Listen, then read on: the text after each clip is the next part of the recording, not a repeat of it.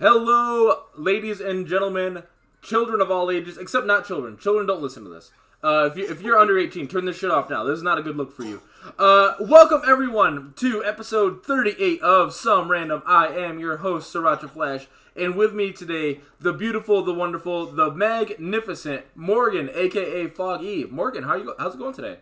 I'm doing well, actually. How are you doing? I'm better now. I definitely didn't have a horrible coughing fit before this episode started. And I didn't almost just choke and die. So I'm better now. I'm better now because I'm talking to you. Honestly, please don't die while podcasting. That might be like bottom one ways to die, actually. Oh, that's the perfect 2020 death. Is like middle-aged guy dies while podcasting. Oh God. In heaven. Oh my God. That would fucking sum up my life perfectly. Yeah.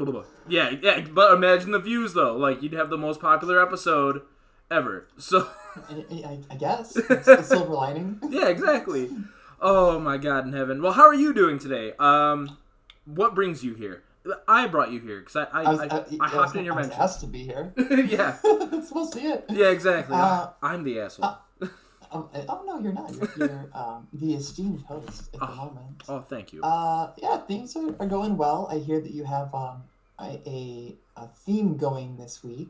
Yes, this is the beginning. I am the first person of the esteemed organization known as YACE, pronounced like base. And I'm happy to be here and answer questions about all of our great mystery secrets. Well, thank you for being here. Yes, for anyone listening for the first time live, this is YACE Week. We're going to have wonderful members of YACE throughout the week. Today we have the wonderful Morgan. Tomorrow we're going to have Jay and the Icy Glaceon, the two TOs of Michigan Masters. Wednesday is TK Shadow. Thursday is Jarv Dog. And Friday is Master Who. So we have a wonderful lineup of great people. And this is like, I'm not going to say this is like the A team, but this is like the first team that I'm rolling out. And there will definitely be like a YACE Week Part 2 where we get like Velius in here and a whole bunch of other people, which I'm really excited about. We have entirely too many people at this point. Well, there's strength in numbers, and you guys have everything covered, which is incredible. Yeah.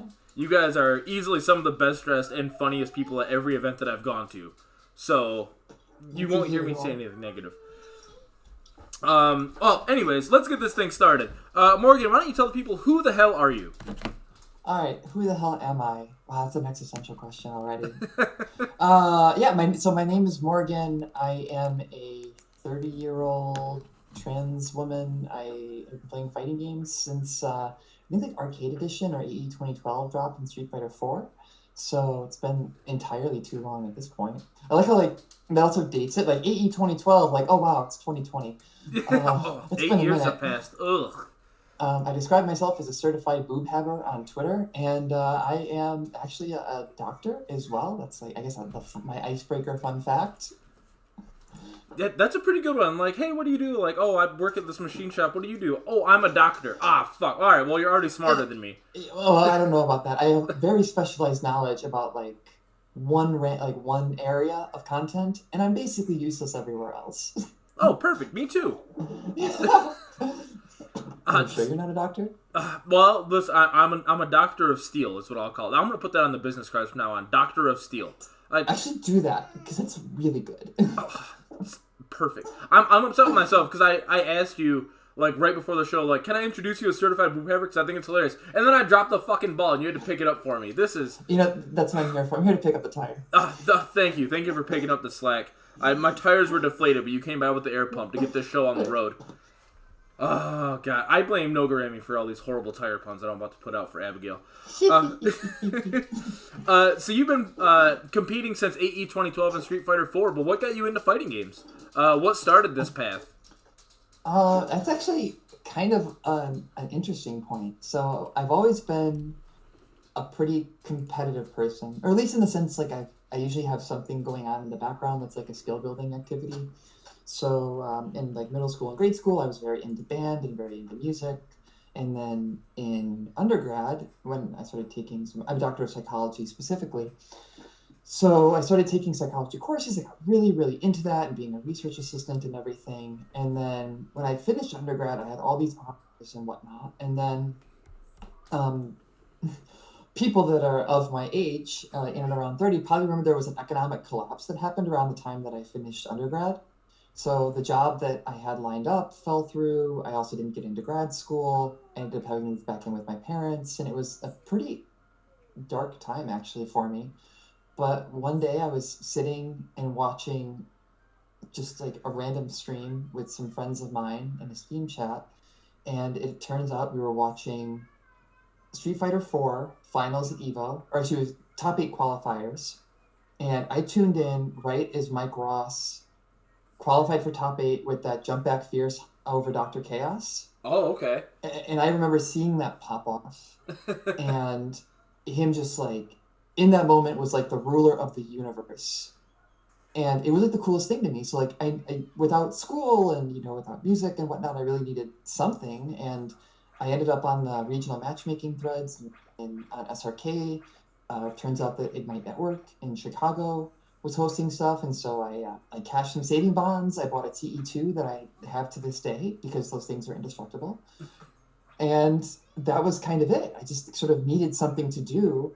And then when I finally got into grad school and I moved to Florida, like this was a way to meet people, and it's been a strange and wonderful journey. But the short answer to your question is specifically jump back fierce from E Honda in Super Street Fighter 4.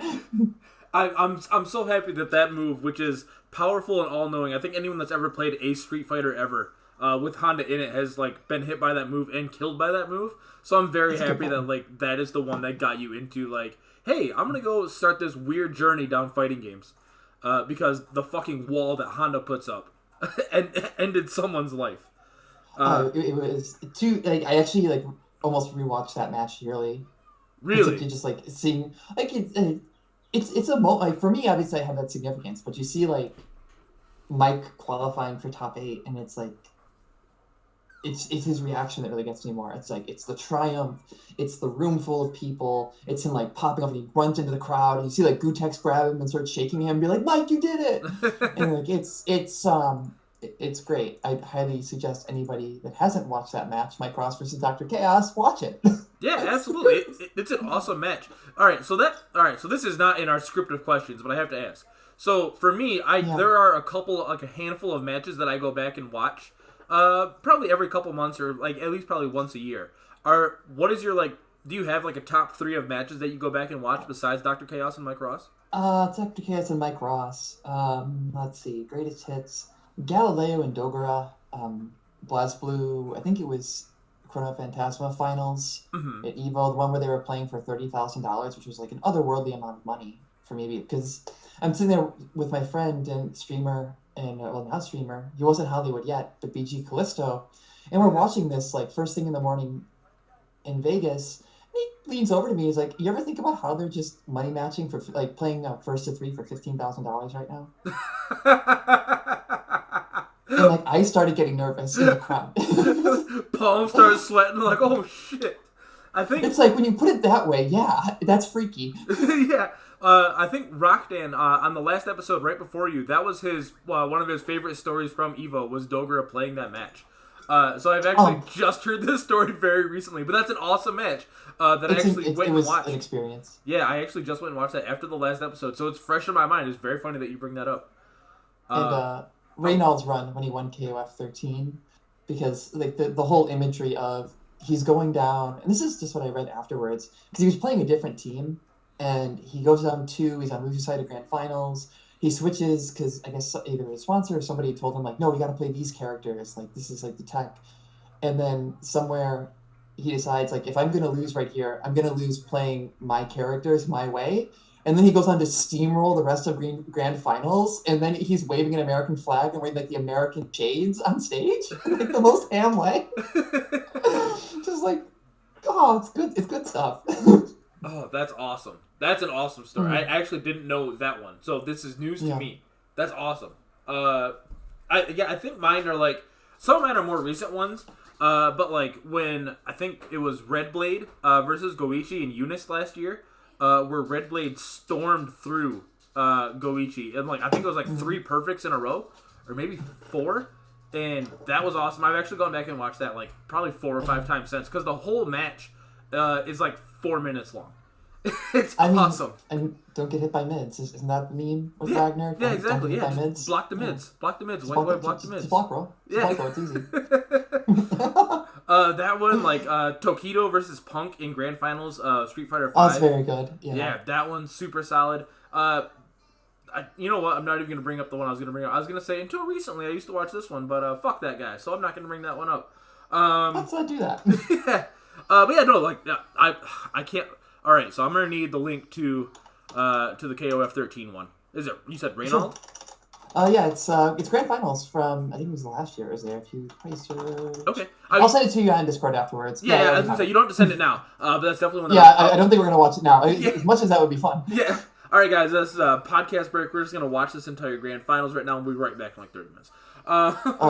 It's KOF 13. It's not gonna be 30 minutes. Oh yeah, that's fair. Gonna be Very fair. All right, so clearly, you had an interest in fighting games, and or Street Fighter 4 wasn't your first video game. What got you into video games in the first place, or what was your first? My first video game that I remember playing was Doom at my uncle's house, actually. Oh wow! Okay. Yeah, I was very young, and my parents were not happy that he let me play it.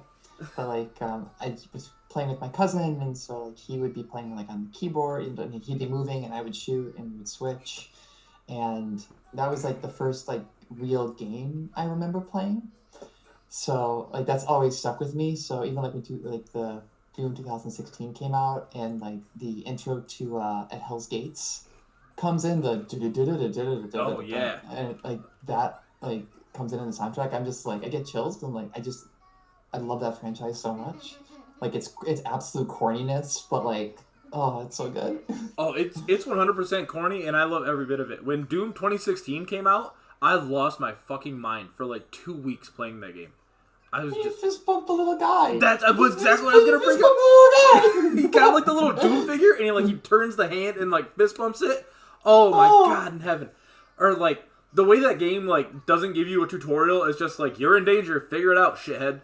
And like from the fucking beginning, the game kicks ass. It's so fucking good. It's so good. And, Doom Eternal soon. Yeah, very very soon. I can't wait. My poor kids like.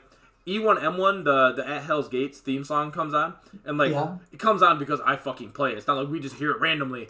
And my poor kids have to see their dad like rock out in his like rocking chair in the living room, so I'm like losing my fucking mind. So I'm sure when my kids go to school, they're gonna be like, "Oh, like what music do you listen to? My dad listens to old video game soundtracks and rocks out. Oh, like we're gonna call CPS because you clearly need help." I mean, or the teacher's cool. Yeah, or the teacher's super cool, and like they want to come over and have like free for all like death matches. That'd be super chill, but never gonna happen. Just playing Quake with my teacher's kid. Oh my God, that'd be the best. That'd be fucking rocket jumps with my kid's teacher. That'd be the best. I'd be so excited. Oh my God in heaven. All right, well look, I have to move on because I'm very curious that's fine. So very important question. What does YACE stand for? I have a twofold answer to this question because I think it's very interesting how you word it because it can stand for can mean multiple. That's the professor coming out.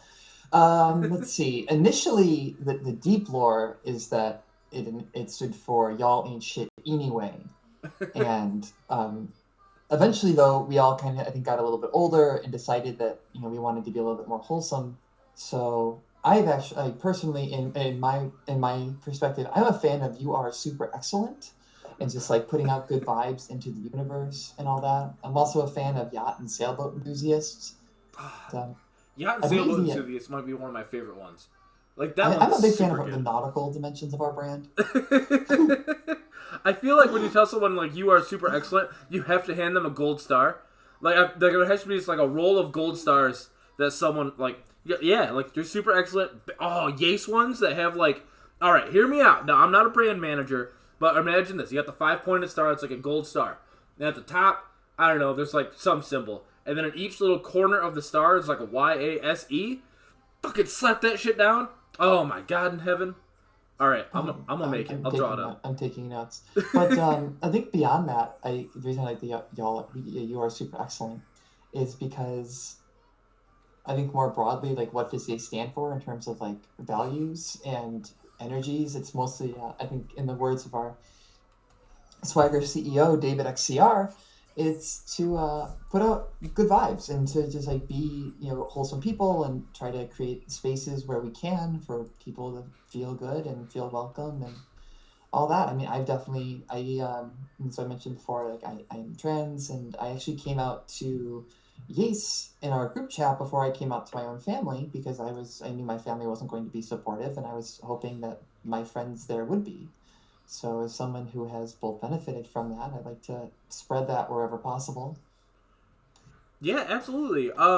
That's the one thing that is very funny to me. And I think the reason that I was drawn to Yace in the first place, outside Mm-hmm. of like getting to know Jay, Mm-hmm. but the reason I was drawn to Yace in the first place is the mythical idea of the FGC of being super supportive, but like hard nosed, super competitive with like shit talk and everything like that is really what Yace envelops. Like, but it's still super wholesome. Like, not to the point where you're excluding people and making them feel uncomfortable, but like enough to the point where like you hype up an environment, and the I'm probably gonna say this like 3 or 4 more times throughout the week whenever I interview everyone else. But Yeah. Yace really is like everything the FGC strives to be and stands for.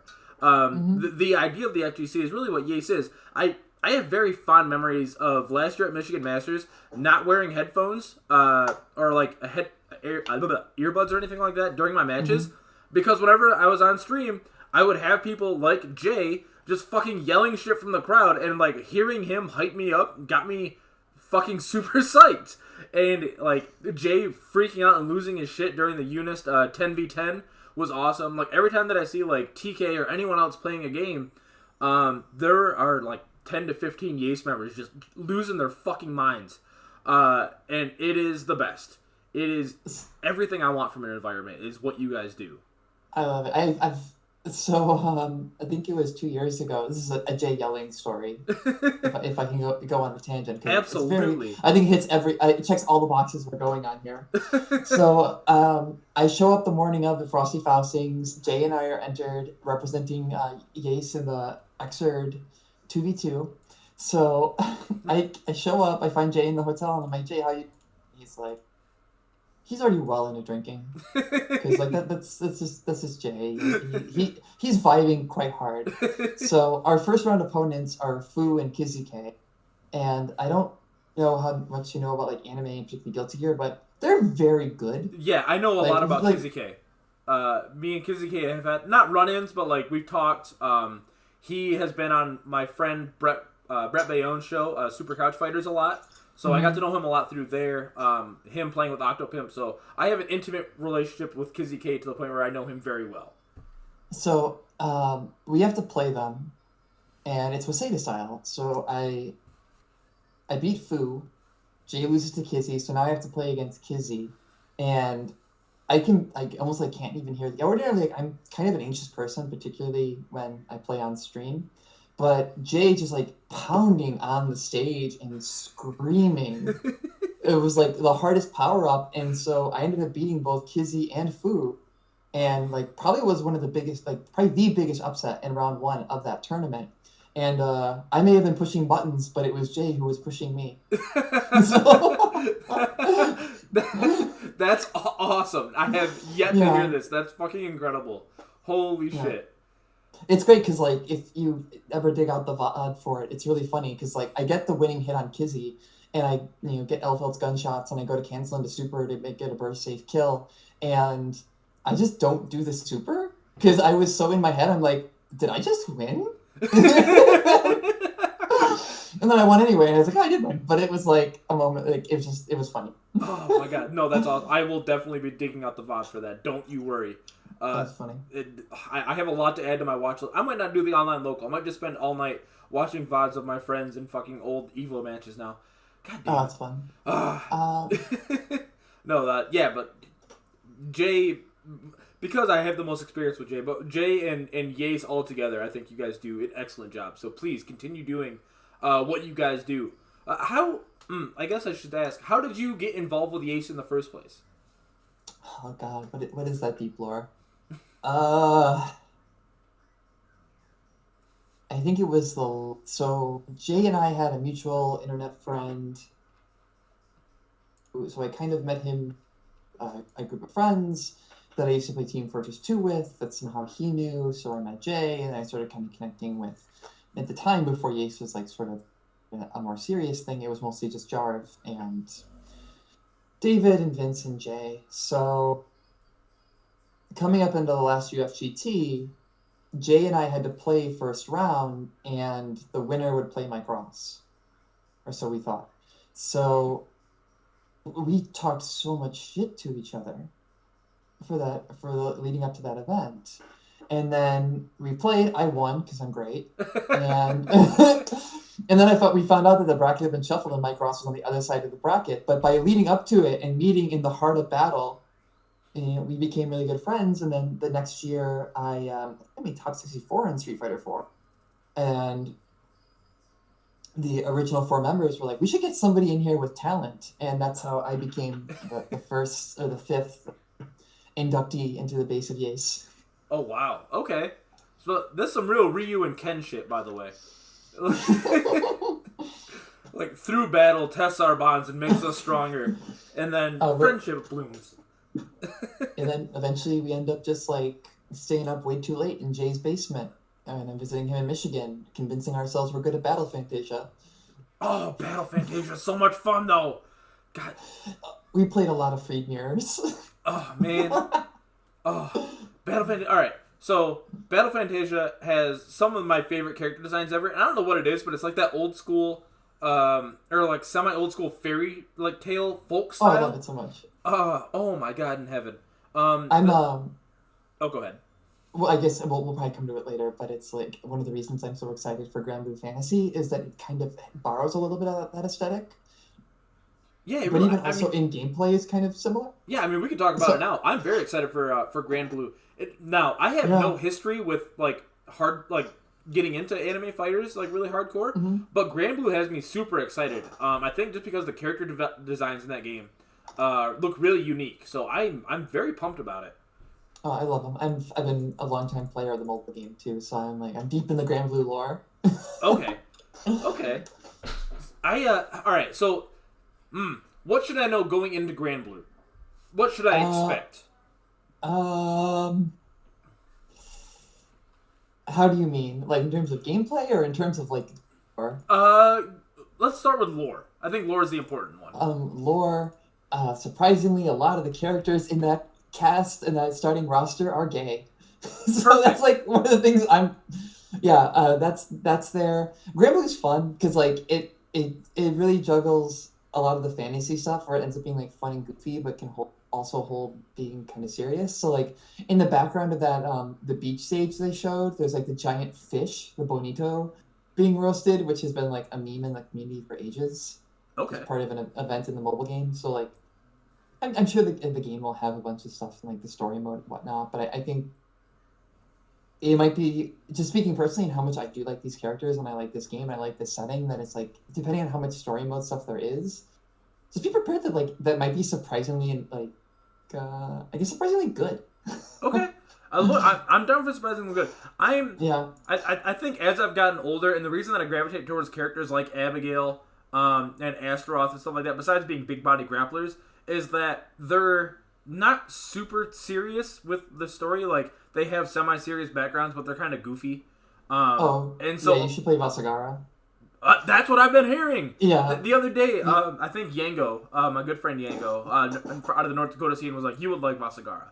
So yeah, any game that's like semi-serious but like takes itself pretty lightheartedly, I'm very much into.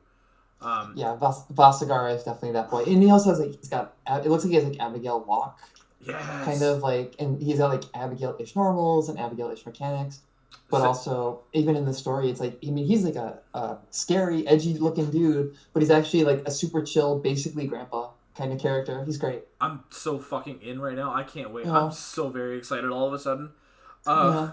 Well, all right. While we're talking about anime games, another game that I'm super curious about and like also into because it heavily relies on fucking butt rock. Guilty Gear Strive coming out this year, sometime this year. Who knows? Yeah. What? I don't know what the fuck's Who gonna knows? happen. We don't even. We're gonna get the Faust trailer this weekend, and then that's kind of cool. Yeah. That's exciting. But what does the future hold for Guilty Gear? Because it seems like a lot of OGs from the Guilty Gear scene are like not liking the look of this, and a lot of people that are new to the series are like relatively fresh with like Zerd 2 are really looking forward to it. So, do you have any insight as to what the community is going to do with Strive? I have no idea. I mean, people are pretty quick with Twitter fingers. Yeah, like I personally, I don't even, I haven't really thought about it, and sort of I put it out of my brain because like I haven't touched the game, I haven't watched a lot of it. The stuff that the thing that I would think that I'm wondering at this phase of it is just like, is it fun?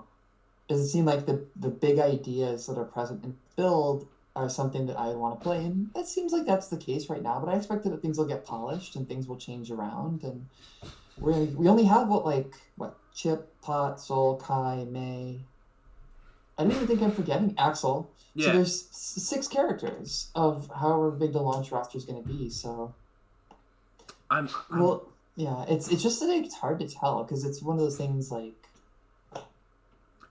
I don't think it's unique to particularly like anime players, but there tends to be like a lot of the sky is falling and then it works out fine somewhere along the way. Yeah, I said it the other day and like not to verbal meme myself, but like the other day on Twitter I was just very quick like, man, Twitter, if y'all reacted on like in game as you do as fast on Twitter, like we'd have a much deeper talent pool. And good God in heaven, Lord knows, like that's exactly what happens. That's why I didn't even think about it. I forgot that it's coming out this year because like Granblue comes out next month, and then I'm gonna play that, and then eventually I'll be like, oh hey, Guilty Gear's coming out. Oh, fucking tell me about it. That's Granblue's gonna come out, and I have like a month to learn the game and learn a new character while also still practicing Abigail for Michigan Masters. So I think I'm just gonna be fucking nose to the grindstone. I might like go down to one podcast a week or something like that because one podcast a week. I know what an asshole I am, but I'm doing 5 this week. I think I make up for it. It's fine. Yeah, just like do on the front end. Yeah, exactly. Yeah. I don't know. We'll find a way to make it work. But yeah, I'm very excited for Granblue. Guilty Gear. I'm excited to put hands on Potemkin again because I haven't like played a Guilty Gear seriously ever because I'm a dumb Street Fighter person and my brain can't grasp anime concepts. Like I tried Unist for a good like couple months and I was just like, I can appreciate what this game does and the systems built into it. I can't play this game on like a competitive level. I'm just not. My brain no function good. But then maybe it might like I was also splitting time between that and Soul Calibur at the time, and I get really deep into Soul Calibur. So that's just I don't know. We'll see what carries on in the future. But Guilty Gear, I'm excited about. It looks so stylish, and I don't That's know. the prettiest game I've ever seen. Yeah, it really is the prettiest game. Like, that's what's drawing me in. Is it's gonna like be the prettiest game that I've ever seen, and I can't wait to put hands on it. And then something bad's gonna happen. I'll be like, fuck this game. Like it drew me in with its looks, with a bad personality, but it's got butt rock, and that fucking theme is so good. All of them. I love Potemkin's new theme. Society. Yeah, Society. yeah. Oh God in heaven, our communist comrade Potemkin. I'm super excited about it. All right. Well, look, we'll get off the bad Guilty Gear because we don't know what the fuck's gonna happen there. It's actually like hard to talk about because it's like I know a couple people that played the demo at Anime Ascension. They said it was fun, and I'm like, that's cool. Yeah. Like maybe I'll play it sometime before release. That's unlikely though. Hey. Right. Like that's all that matters to me is like is it fun? Like because I don't have any experience with the previous game, so I'm not gonna jump in and be like this doesn't play like X. Like I'm jumping in with a clean slate. So as long as it's fun, I am all in. I'm very easy to convince that way. I'm worried I'm gonna end up being a Potemkin player because he looks so cool. Don't even worry about it. Like let the Potemkin envelop you. It's okay. Like it's always big boy season. You can come play with the big boy grapplers. I already played Potemkin in Plus R and he was really good. Oh yes. Oh, I'm so excited. If I could have a game that was all grapplers, that'd be really cool. Just like terrible to me. I know, like for shout out to Zoner gang out there and like Set Play gang, but like just give me like a shitty game that's like 8 characters, all grapplers, and I just play the fuck out of it. I'd be so excited. Oh, it's like Dive Kick but for command grabs. Yeah, like that. You have to land a command grab to win, and his one grab wins. Yeah, like one button grabs, and you have backdash, jump, and I don't know something like tech, I guess. And we'll make a rock paper scissors system out of it. But I. Oh god. All right, let's move on. Yeah, I don't think this is a game dev podcast. Yeah, it's really not. I'm happy that you're here because I'm over here like trying to think up a fucking game that no one's ever gonna make or play. So no, it's fine.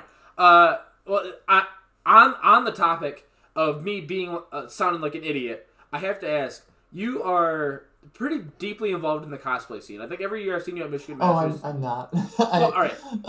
I have done it in the past, yeah. Okay, so you've cosplayed at Michigan Masters is what I'll say. Mm-hmm. So I can do that. with cosplay and everything else, god damn it, how do I phrase this? When you do cosplay, is there a certain edge from like playing fighting games and stuff like that goes into designing a costume? Like, do you get really deep into like I have to make this perfect in the same way that like I have to practice links? Is there a crossover between your fighting game experience and your cosplay experience? Oh well, no one's ever asked me that in that way. I feel like I'm actually not very good at cosplay. Most of anything that I've worn, I tend to order and then like work on in some way, maybe like loosely style a wig or something.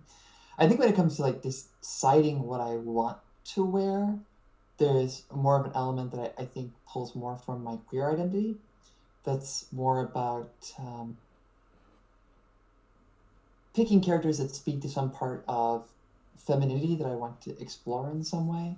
Mm-hmm. So like that's how I ended up at Michigan Masters in particular. I was cosplaying a character from Idolmaster, Takaki Kaede, who's I guess a pretty popular character, and I got good feedback on it, and it was fun.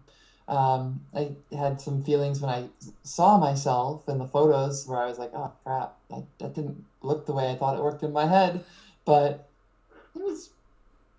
I'd do it again. Oh no, that yeah. I'll say. I didn't answer your question.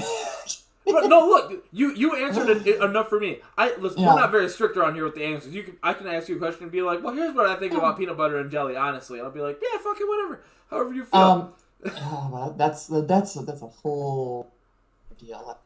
Well, all right. Well, I got opinions there. You got opinions on peanut butter and jelly? Let me hear. I'm not as big of a fan on jelly as I am on peanut butter. Okay, all right, fair enough. Yeah.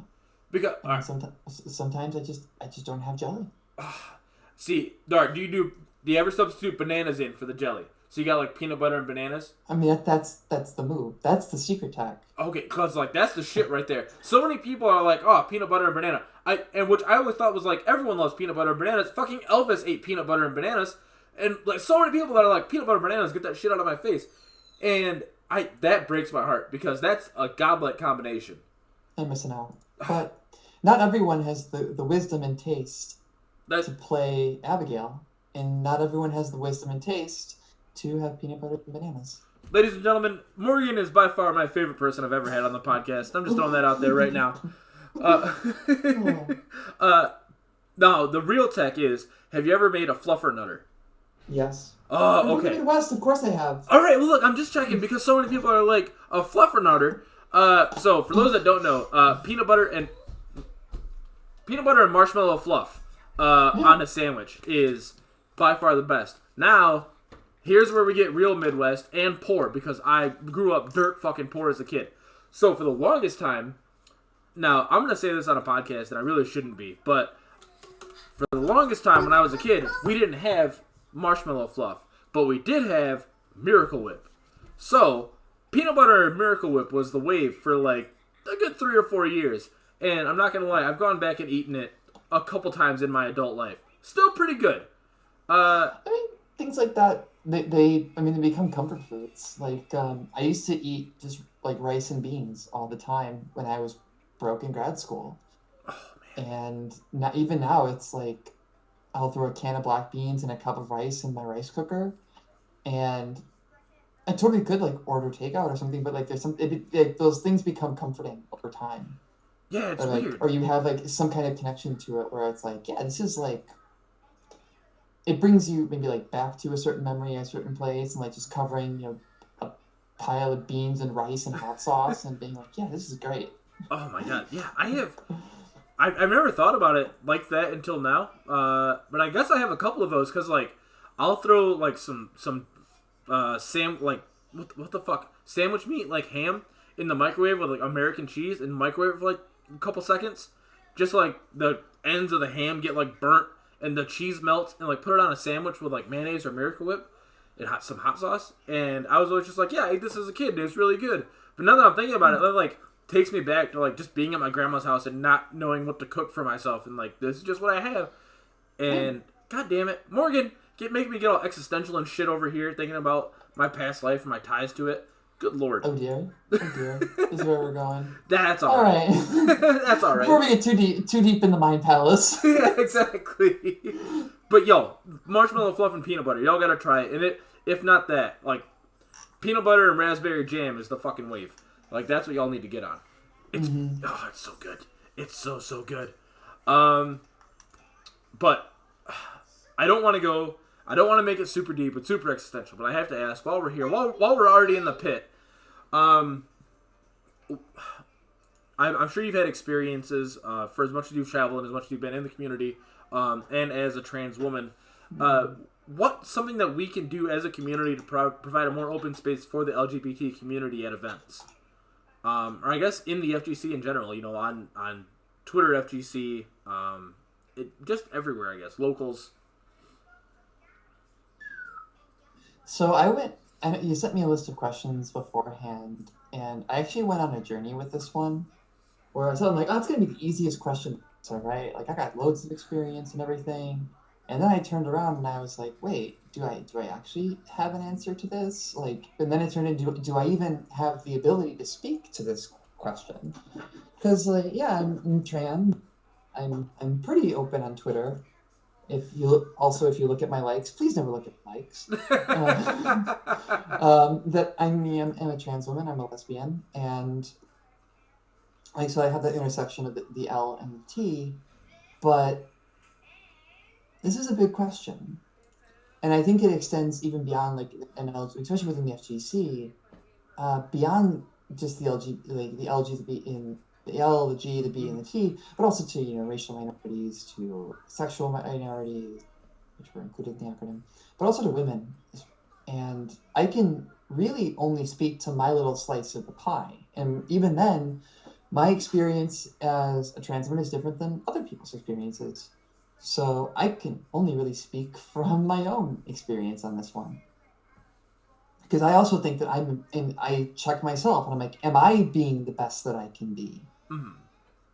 Because I'm on a podcast here. I have some platform and some privilege, and I like to challenge myself because sometimes I come across stuff that I'm not familiar with. like in the last couple of years, there's been a lot of growth I've had to do around non-binary, and like, okay, well, this is a new thing for me. How do I deal with this? And how do I accommodate this? And how do I support these people and be a good friend and hold space? So I think there's sort of a twofold perspective, and I'm speaking from like the process I go through.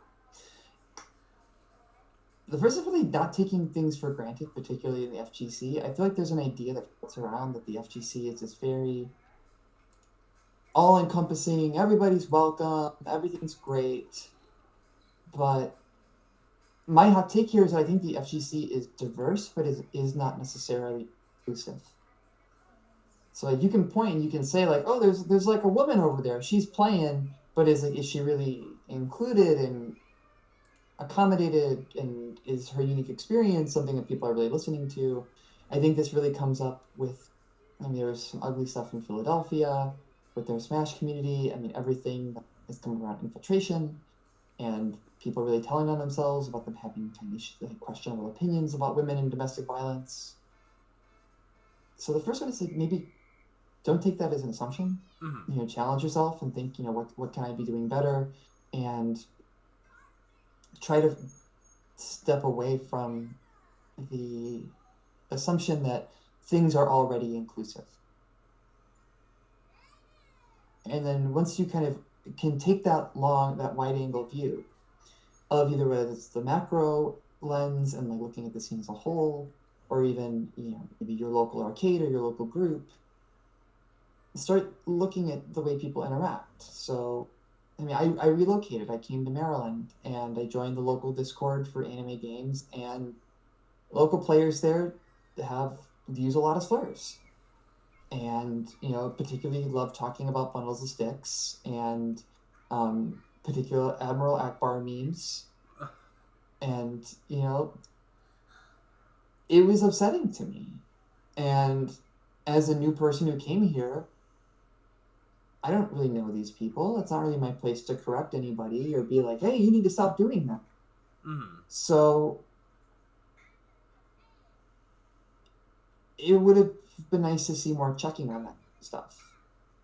And as a consequence, I really don't go to locals anymore. It's like, living in Maryland, do I want to drive an outway to go play with people that I don't trust or not using slurs to talk about behind my back? Right. And the answer to that's no. So kind of apart from like strip away the idea that things are already inclusive and thinking that things are better, even looking at your friends and your scene and like the language people use and sort of what is happening around you. When I was in Florida, bless his heart, I don't know, since you play Street Fighter, you probably know Moondoggy, don't you? I'm sorry, what was that? The last part? Do you know Moondoggy at all? Yes. Cameron. So he was our local TO down in Gainesville, and he's almost like the model I can think of a person who really did an excellent job of really addressing a lot of stuff, because like because of this same kind of stuff, I had stopped going to locals. He got invested in Guilty Gear. There was this really strong Guilty Gear player who lived in Gainesville but doesn't come to things anymore, and convinced me to come out. And then when people would start talking about bundles of sticks, because you got good old boys down in North Florida, we would take people aside and he'd be like, hey, slow your roll there. It's like that kind of stuff of just like being able to talk to people and say, hey, also trying to be like, think about what you're doing here, because kind of like in Maryland, where I'm not going to challenge people because I'm new here, I'm just going to stop showing up. Right. And so I'm kind of rambling here. That's but okay. Taking a step back. So the first one is like, question the idea of how can we be more.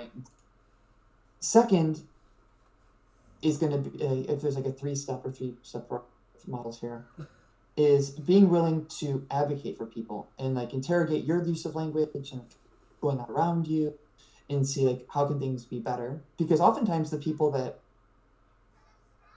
speaking from my own experience and like an LGBT perspective,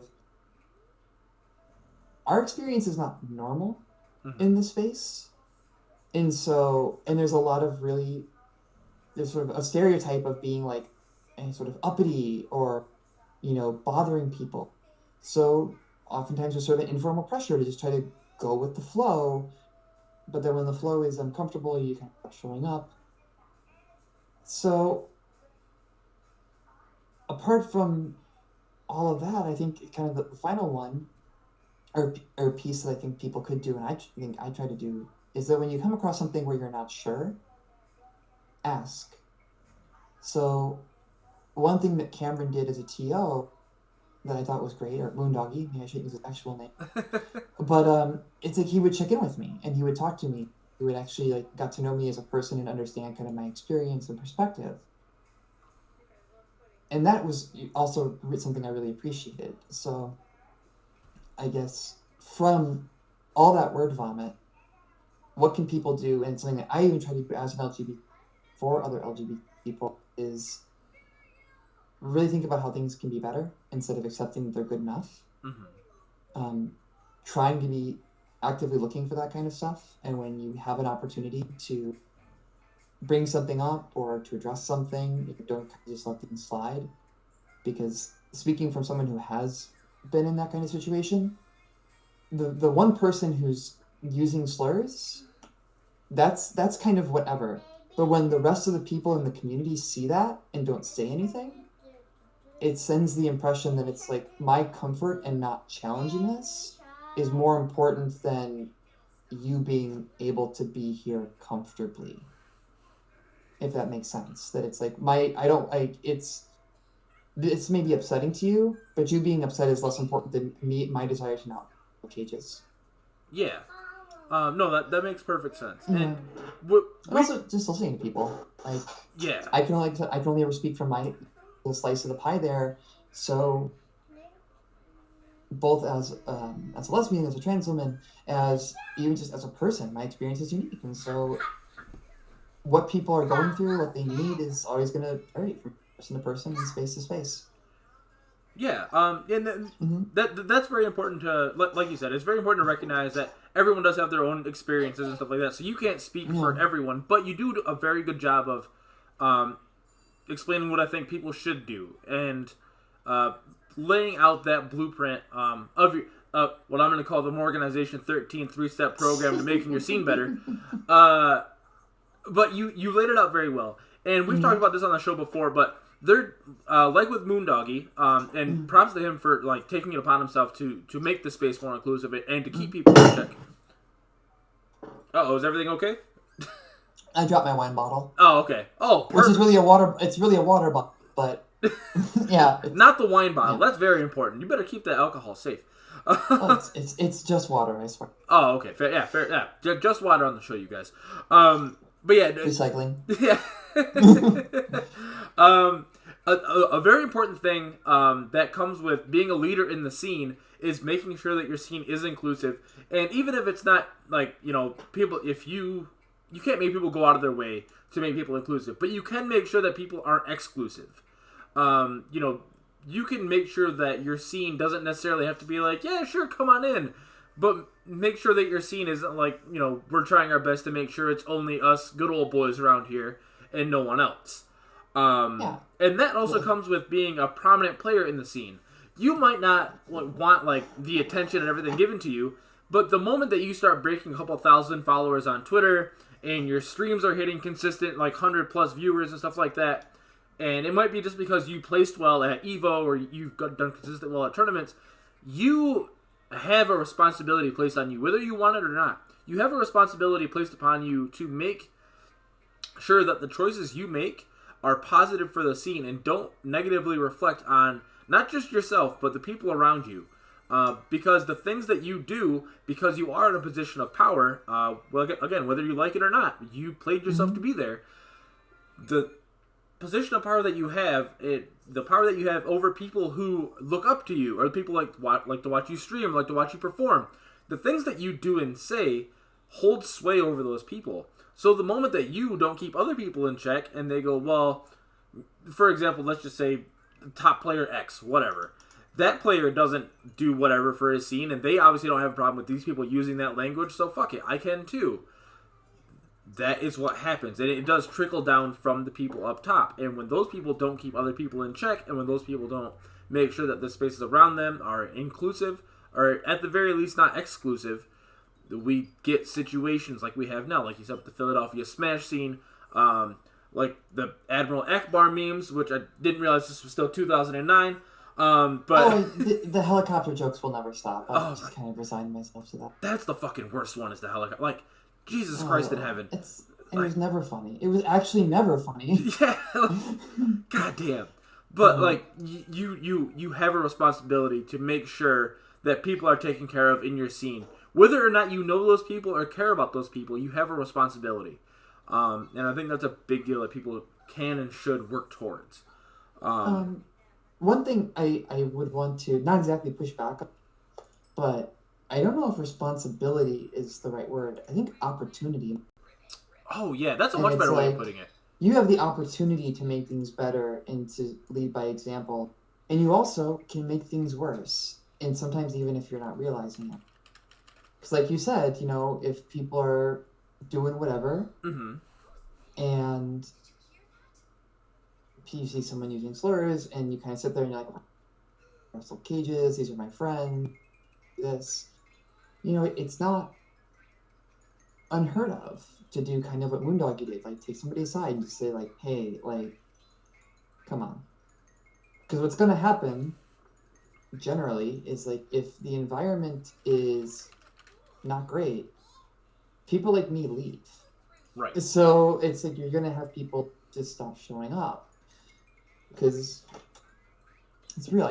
I can stay home and not play if I really need to. Yeah. So yeah, it's just I think it's about. I like the framing of an opportunity. Like, look for those things. Try to think about like, okay, is this the scene that I want to represent? Yeah, I like your wording of it a lot better. I think yours is way more open than the pressing that mine has. So I think I'm going to use your language going forward. If you have an opportunity to make things better instead of a responsibility to make things better, I like that. That's solid, Morgan. I'm stealing that. I'm stealing it very much. You can't steal it. I'm gifting it to you. Oh, perfect. All right, good. Because I don't want to have to pay any of the fees. The fees are steep, but I'll give you a pass. Thank you. Much appreciated. Much appreciated. So I kind of made a slight joke and like went through it really quick. But another thing that a lot of people might not know about you, the Morganization 13 group. Okay. Can you give us a quick background? Because it exists. Like Yace, it's not just some mythical being. It's a thing that exists. So can you give us the quick rundown on Morganization 13? Morganization 13. So, how can I summarize the Morganization? So Morganization 13 started as a joke because Kingdom Hearts 3 came out, and the villains, I've never actually played it, so my understanding is that the villains are Organization 13.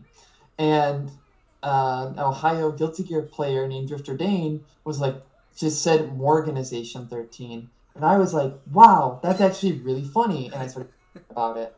And then one of our regulars in the Yace Discord messaged me, and I want to make a logo. So we worked it out, and they made a really awesome logo for it that has like the Kingdom Hearts like theming and everything. So it exists. I have business cards actually. I was handing them out to people at MagFest. I guess I've ended up sponsoring people. So like I sponsored. I guess they entered with the name like it was like a weird spelling of Scooby Doo, but I know them as Rafi. Did extremely well in Guilty Gear CEO this year. I think it just missed top 8. So I'm sitting here watching this stream like, holy crackers, I just like helped send this person to this event, and they're on stream, and there's like a Morganization, like Morg 13 is their tag. But one of the things, and this is connecting it to that previous discussion, is like what is Morganization 13? The answer is I don't know. What do I want Morganization 13 to be? I would like to use that because I am a position with my queerness that like I have things together. I have disposable income and everything to support and help out either friends or people to be able to travel that otherwise might not be able to. Ideally, that would probably have an LGBT focus.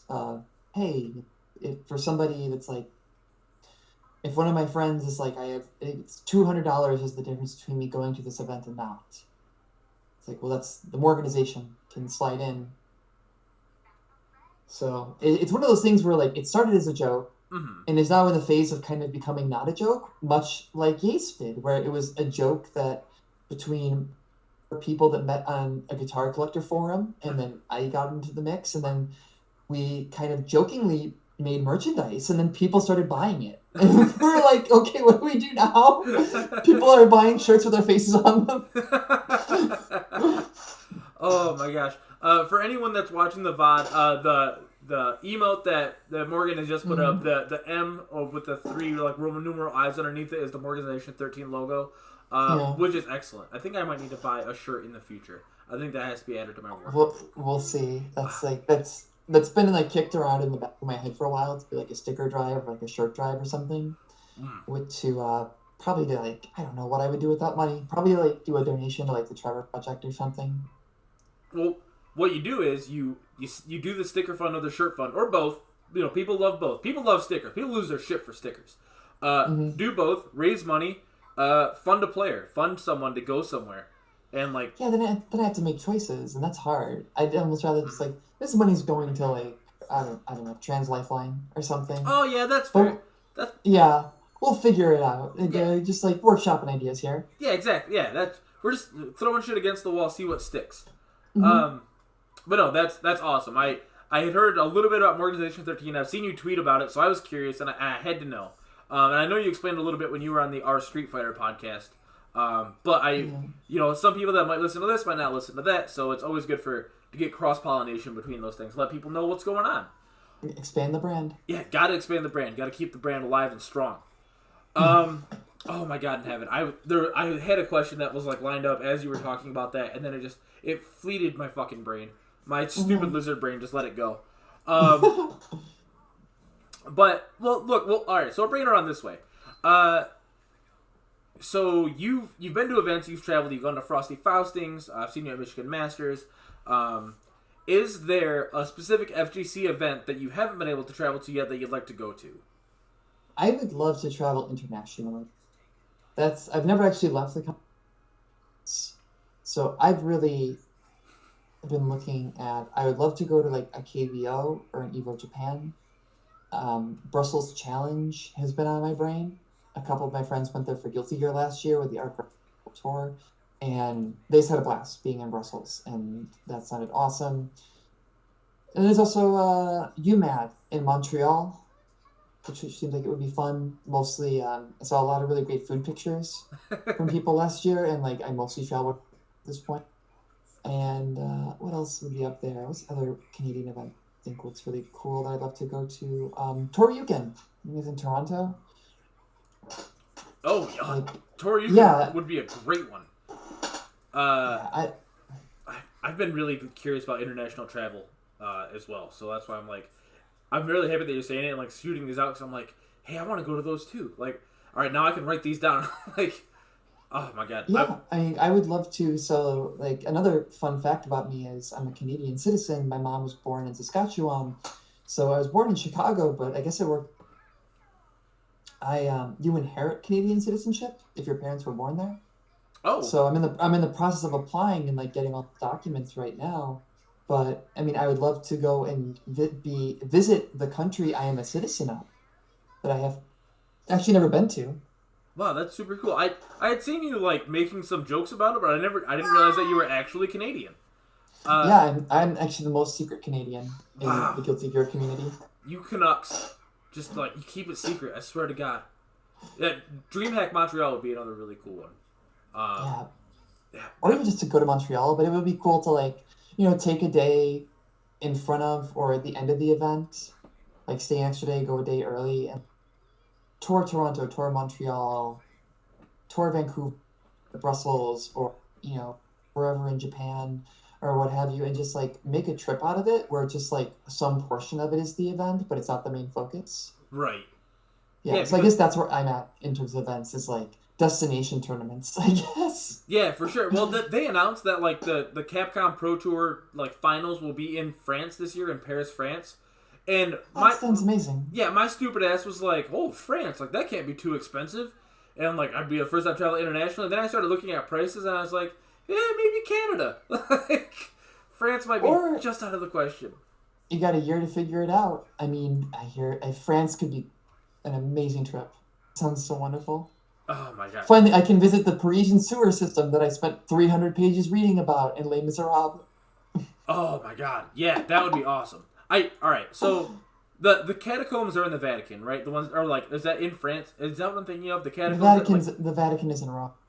I know the Vatican's not in France, but like the catacombs that are like built with. Oh yeah, the catacombs. Yeah, I believe they're in France, but I'm also speaking to someone who has never been there. Oh, that's fair. Only read the Wikipedia summary for As Above, So Below. Okay. Ooh, I watched that movie like not too long ago, and like that movie like didn't do anything for me. But there's a part where that dude gets like stuck in the fucking sand, and like half of his body is just gone. No. That fucked me up. I was just like, can't do this. Can't do this. All right, they are in France. And looking at the chat, we have confirmation the catacombs are indeed in France. All right, so yeah, We're good. There's got to be a way that I, like, as a tourist, can see the catacombs and tour those fucking things, because I want to see the bones and shit in the walls. Oh, I'm sure it's... I know it would probably like scare me to death, but I want to see it. Yeah. Sounds like a plan. I'll see you at CPT finals. All right, we'll be there. We'll meet up. I can't wait. I can't wait for two Abigail mains to crash the LCQ and try to get in. That would be V-Trigger 2 into the bracket. Oh my gosh, I'd be so happy. Oh, I'd be so happy.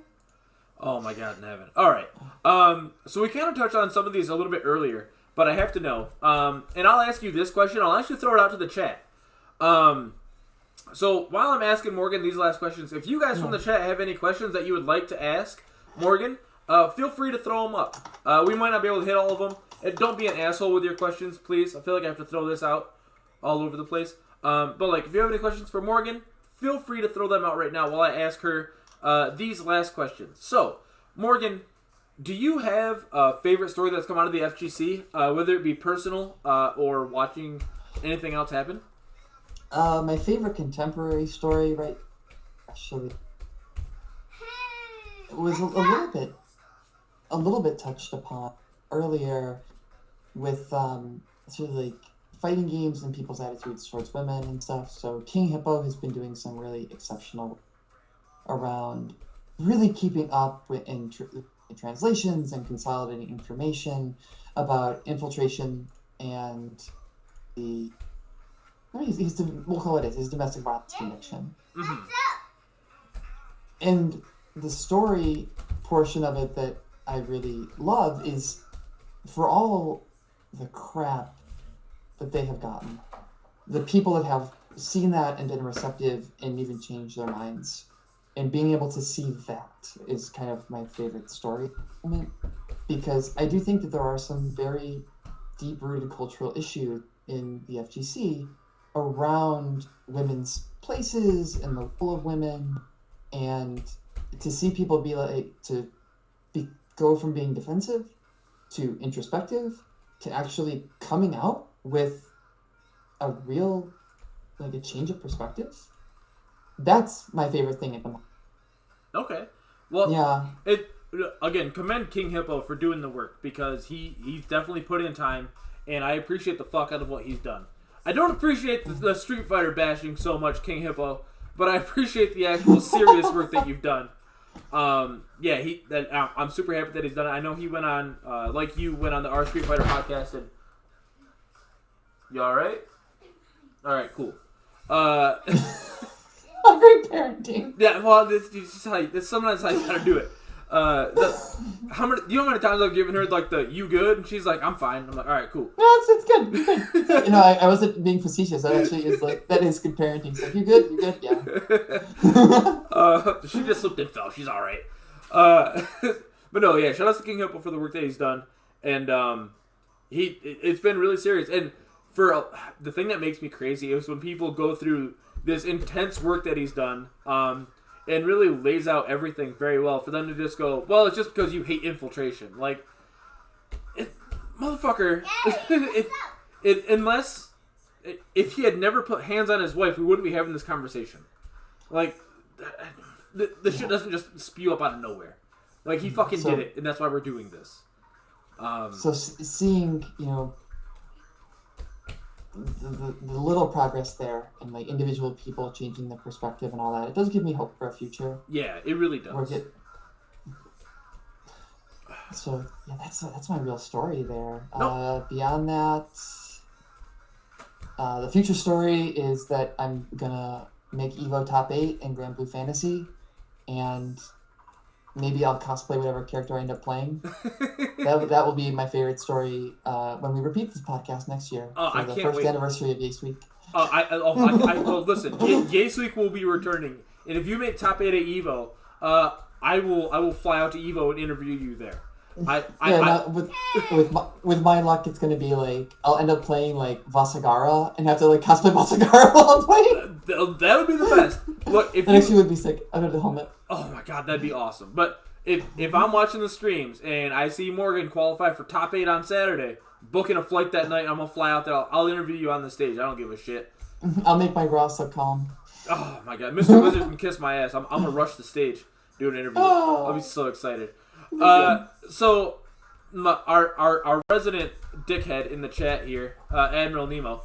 Shout out to Nemo. I love him very much. He's a good guy. Morgan, between you and Sriracha, who's the better Abigail player, and why is it you? Why is it me? So we had this conversation beforehand. So I am a late bloomer of an Abigail player, and so I have never played with V skill 1. I am tire squad all day, every day, every matchup, and so my proficiency with the tire, it sets me above. Sometimes I kick it, sometimes I walk with it, sometimes I tick throw people off of it, sometimes I just juggle it with a bunch of like kick it up with like crouch short and just juggle it for a while because I think it's funny. And my opponent flinches in neutral because they're like, what is this master plan that she's on? I'm like, I'm just hitting the tire, it's great. So my burning love for the tire as like the singular thing that I love the most in Street Fighter V is what sets me apart and makes me the superior Abigail player. I can't. I fucking can't right now. I've been like gut laughing with a pillow over my face so I don't fucking laugh into the microphone. Oh, god damn it, Morgan. Fucking tire gang all day. Look, you heard it from from the voice of the goddess herself, Morgan. She's clearly superior to me in every way. As it's a really burning tire love, because my love is a tire fire. The tire fire. Alright, that's the one thing I wish was added to it, like a one little effect. So when you do like the little the Abby Scissors, his little scoot like sweep and send it flying across the stage, I wish it got like a little like flame effect on the tire. Like I think that'd be super cool. Or like in V-Trigger, if you like when you like hard punch it, or when you do the sweep and it like flies across the stage, if it got like a little tire, like a flame effect around the tire, that would make it perfect. Or if the Halloween costume, it was on fire. Oh my god, if it was like a bone wheel or something? Yeah, like a Dark Souls bone, like wheel skeleton? Yes! Oh, fucking A. Capcom, fucking... You got 2 developers right here with good ideas. Just put all the resources in the tire. Oh my god. Get Ono the fuck out of there. Morgan and Sriracha Flash tearing it up. Oh my god. But... If we're being serious, though, I mean, besides that... Kicking wheel skeletons in people! Yes! Oh my god, that'd be so good! The kicking wheel skeletons, and then when you fucking sweep the tire, now it's flaming wheel skeletons? Ah! I just made the game fucking 11 out of 10. Like, let's do this. I'm so excited. Yeah. Alright. Oh my god in heaven. That seriously fucking OD. I'd be so happy. I'd be so fucking happy. TK Shadow wants to know, Morg, is it true that only a sucker works 9 to 5? I mean, has Triforce ever lied? Alright. You got it. That's a complicated question to me. Does a sucker work a 9 to 5? Yes. Only a sucker works a 9 to 5. Also, advice to anyone watching, either now, VOD, or anything like that, I would encourage you to just pick a top tier. Just pick a top tier. You gotta pick a top tier. Just pick Sagat. if you're playing vanilla Street Fighter 4, pick Sagat. Oh my god in heaven. Well, I will get to my last question. If anyone else has anything else they want to throw in the chat, please feel free. But my last question isn't a question at all. Morgan, this is my platform for you. This is your soapbox. This is your opportunity. Anything that's been on your chest, anything that you want to talk about, now is your opportunity to get it out to the world, to tell people to fuck off, to tell people to be whatever you want. This is your opportunity to shine. So I will give it up to you. Well, since we're wrapping here, there was one question you were going to ask me, which I think is appropriate to the theming of this week, and that I don't think we got to, and that is, who is the best dressed member of Yace? Oh my god, I totally skipped over it. Oh, that's right. That's why I'm here. I'm done. Thank you so much. Because I was sitting in my office thinking about these questions. I was torn on this for a long time because, I mean, Jay is, he owns a Sukajan or a souvenir jacket, beat your meat on the back and embroidery. That's hard to talk, but it's at the same time, everyone at Yace brings something unique to the table. Both Gordon and Jarv have doing excellent things out there. But in terms of the best dressed, I'm gonna put out a controversial opinion, and I'm curious to see what is going to happen down the and how other people are going to respond to this, because I'm going to say it's me. Actually, oh, shit. I'm going to say that I have been serving fresh looks for particularly, pre-transition, but also post, especially post. And I think I have a unique claim to this. I don't think anyone else in Yace has, especially recently, use their fits to have people travel across state lines to date them. Or I had a lawyer, like a professional, great woman, so enamored with my fits that she drove across state lines to deliver a bunch of baked goods for me when I was recovering from surgery. Damn! And and they were great. They were vegan pot pies. They were excellent. Damn! Morgan fucking going in right now. Oh my god. I'm just saying, like, it depends on how you want to quantify best. But if you want to say best is powerful in terms of like material like outcomes, I don't think anyone can touch me right now. I think I am in the summer of my fashion life. Damn! Morgan is going the fuck in right. I'm so happy for this. Alright, so I was waiting. I was like, is she gonna say herself? Like, I was ready for it, and then you were like, it's fucking me, bitch. And I was like, oh yeah! Like, oh, I was excited. Oh, hot damn! It's like there's something about it when it's like, so I have this denim jacket. I went on a date with this woman, and she's telling me that she's like, I can't stop thinking about you and how good that denim jacket is. And I'm just like, I mean, what else can there possibly be? Oh my god, Nevin. I mean, that is awesome. I did not want to do it to him, but I was put upon this situation. But I had to do it to him. And it has been done to him. So the glove is down. We'll see.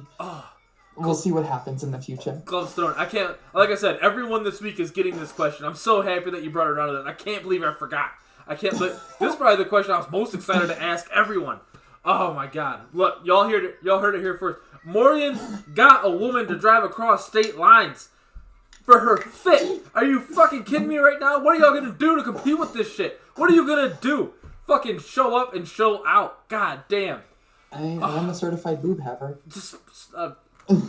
All right, I think that's perfect. I think that's where we end it right there.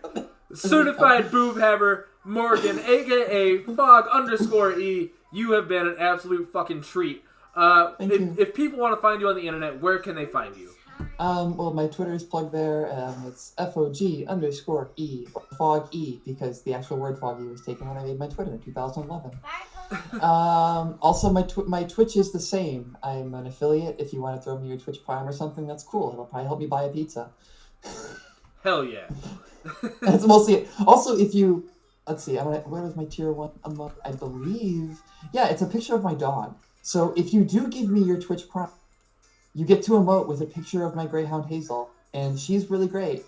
So... Hazel is a great dog. I love every time you post a picture of Hazel. I'm like, alright, I party with that dog. She's so good. Oh, she's so good. She's asleep on my couch right now. She's too tired. Oh, But old Duke Rufus is over here. He's asleep. Little big old fat ass. I love him. oh, Like, all right. So I know we were gonna end, but like, give me 2 seconds, y'all. Oh, fuck, E, you are too kind. Thank you so much. Now you have my face and my friend Eugene's face, or Buford's face. I forget what he goes by now, but Buford's face. That's the happy face. And shout outs to Pompadour for my face. But my pitbull, who we found him like at our house one day. Someone had chained him up to our camper when I came home from grocery shopping. And I went inside and I was like, whose dog is that? My wife was like, the fuck are you talking about? And I was like, there's a dog chained up to our camper outside. And so she came out and we're like, oh, here's this skinny, like, malnourished dog. And we put out flyers, everything like that, posted on Facebook, like, whose dog is this? No one responded, so we're like, guess it's our dog now. And we've had him for, I think, going on 7 years. And he runs every day and, like, but he eats so much. And now he's just like a fat pig dog. And he just kind of lays around all the time. Oh, I want about the flat big dog. He's incredible, but my God, is he just he's the biggest, fattest boy. I love him very much, and like he's so big that he just like I think he has sleep apnea now because he just like snores all the time. Like every time he like right now, like I don't know if the microphone's picking him up, but he's just like in the fucking background. I love your dog, but I never met your dog. Oh my god. Well, look, I love that. We need to have a Michigan Masters dog show, Jay. That's what needs to go down, goddammit. Everyone gets to bring their dogs. That's the real shit. That's the real Michigan Masters. I've been, I guess we should end, because I kind of want to go through more audio. But I've been... In the Guild Seeker community, there's like a bunch of us dogs. I've been thinking of commissioning an art piece of all of our dogs playing. Oh, that would be awesome. It would be so good. Mostly because like everyone has really adorable dogs. It's really hard to like tell someone that their dog isn't cute because like most dogs are just they're great to be around. Like very rarely have I ever met a dog and I'm like don't like that fucking thing.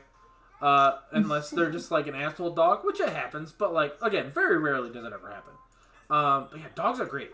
We need to have an FGC dog meetup somewhere. That's the real fucking tech that I want. I'd be really happy about it. Okay, but enough of me fucking droning on and on and on. Yeah, if you want to find Morgan on the internet, like she said, Fog_E on Twitter and Twitch. If you want to find me on the internet, you can find me on Twitch, Twitter, Instagram, Facebook, Pornhub, Amazon, everything, at Sriracha Flash. And that, hold on, there's my dog. My dog's on screen now. Look at that big fat boy. What a good boy! What a good boy! He's such a good boy. I love him so much. He's a good guy, but he's a big chubbers. Yeah. I'm very happy that you lost your shit for him because that's how my wife lost her shit for him. So boom! If you're watching the VOD special preview of my big fat boy playing around. I'm happy that the doggo broke Morg. But thank you all for listening. This has been an excellent fucking treat. We continue Yace Week tomorrow with Jay and the Icy Glaceon. Thank you all for listening. Y'all have yourselves a wonderful night. Keep it wavy.